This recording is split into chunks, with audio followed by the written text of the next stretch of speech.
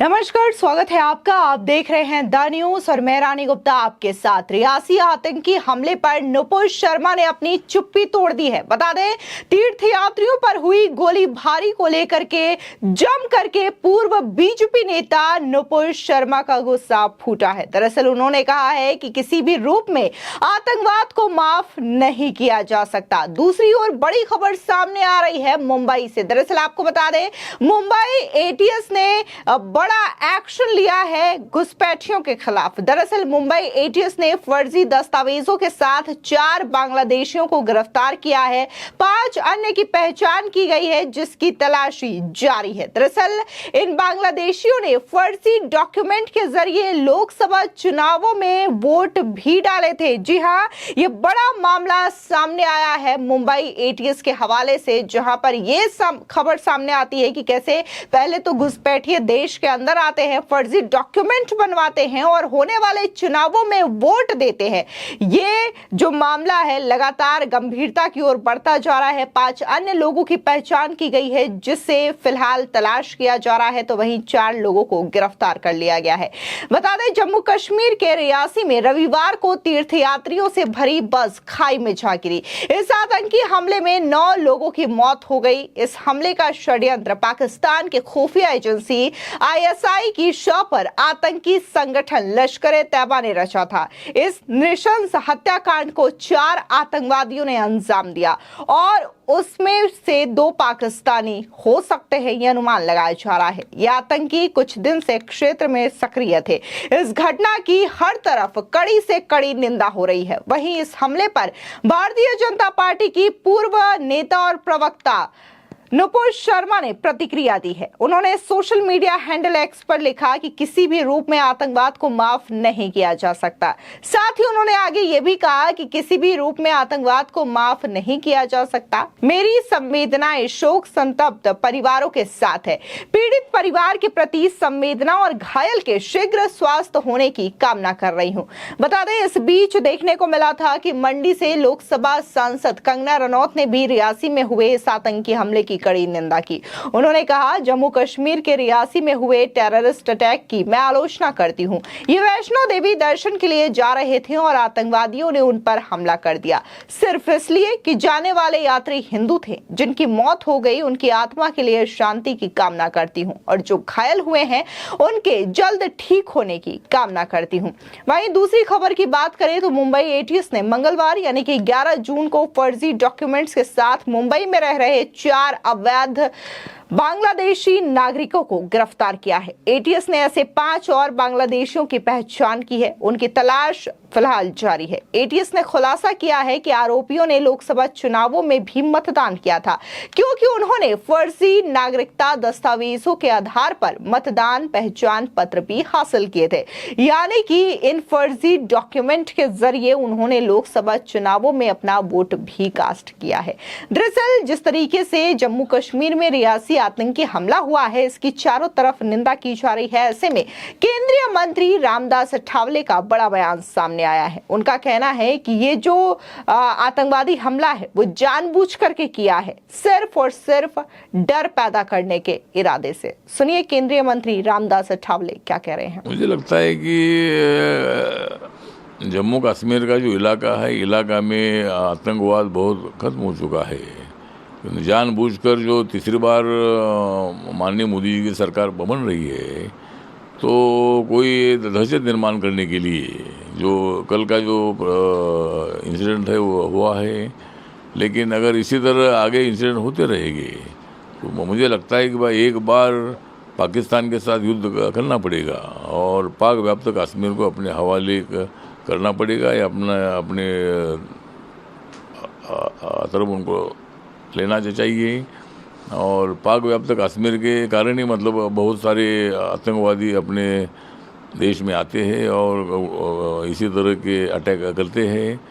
तो पाक व्याप्त कश्मीर को ताबे में लेने का निर्णय जरूर माननीय मोदी सरकार बहुत ही जल्द ले सकती है। वहीं दूसरी ओर कठुआ के पूर्व सेवा कल्याण संघ ने पाकिस्तान के खिलाफ विरोध प्रदर्शन किया है और ये जो आतंकवादी घटना हुई है इसकी निंदा भी की है। सुनिए कठुआ के पूर्व सेना कल्याण संघ ने जो प्रदर्शन किया उनमें शामिल लोग क्या कह रहे हैं। धर्म के साथ और एक आस्था के साथ जुड़ी हुई बात है। इसमें ये मतलब नहीं है कि हम हिंदू हैं, जब मुसलमान हैं, सिख हैं, ईसाई हैं, जो भी इंसान है इस धरती के ऊपर, उसका एक अपना नज़रिया होता है और उसका एक धर्म होता है और उसकी एक आस्था जुड़ी होती है।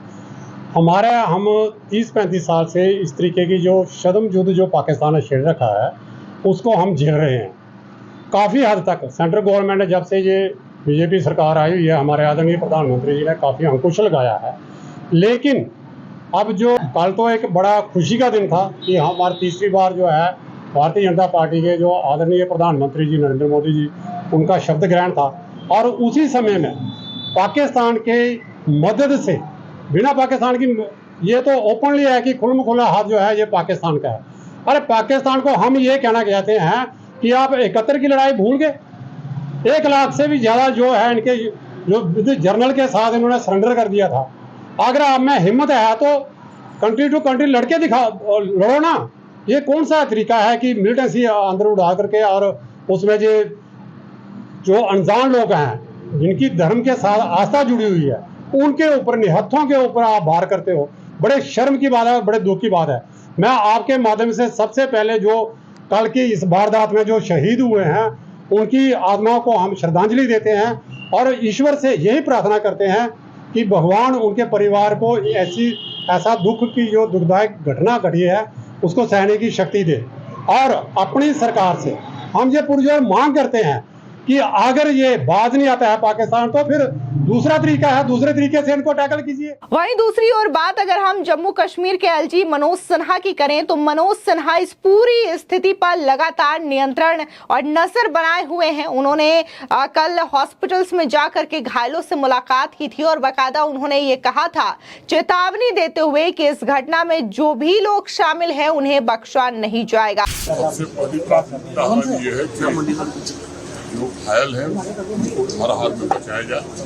ये हम जानते हैं कि मौत का कोई मुआवजा नहीं होता है, फिर भी उनके परिजनों को एक सहायता के तौर पर 10 लाख रुपए जम्मू कश्मीर प्रशासन ने मृतकों को और घायल लोगों को 50,000 रुपये देने का फैसला किया है। जो लोग जिसके लिए जिम्मेदार हैं उनको निश्चित रूप से दंड मिले, इसका प्रयास हो रहा है। जो लोग भी जिम्मेदार हैं उन्हें बख्शा नहीं जाएगा। तो शाम को ही रेस्क्यू ऑपरेशन में प्रशासन और सिक्योरिटी फोर्सेस के लोगों ने सबको रेस्क्यू किया था। ज्वाइंट ऑपरेशन पुलिस, सीआरपीएफ और आर्मी ने लॉन्च किया हुआ है। जो लोग भी इसके लिए जिम्मेदार हैं उनको निश्चित रूप से दंड मिले, इसका प्रयास हो रहा है। स्वयं अपनी टीम के साथ मौके पर हैं।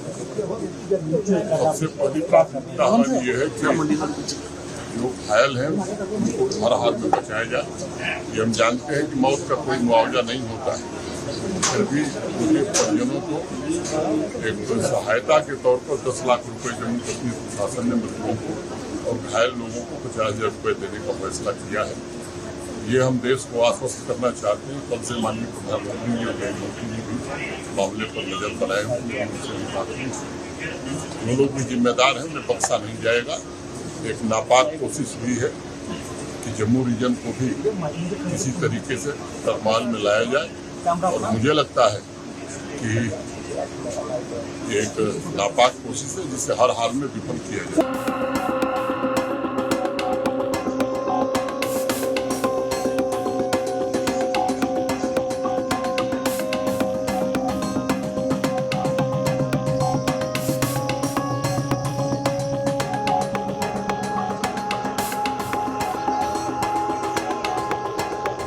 ठीक इसी तरीके की बात और चेतावनी गृह मंत्री अमित शाह की ओर से भी दी गई। जैसे ही उन्होंने मंत्री पद संभाला उनकी ओर से ये रिएक्शन देखने को मिलता है और वो कहते हैं कि रियासी आतंकी हमले के पीछे जो भी है, जो भी इसका मास्टरमाइंड है, उसे बख्शा नहीं जाएगा। उनके खिलाफ कड़ी से कड़ी कार्रवाई की जाएगी।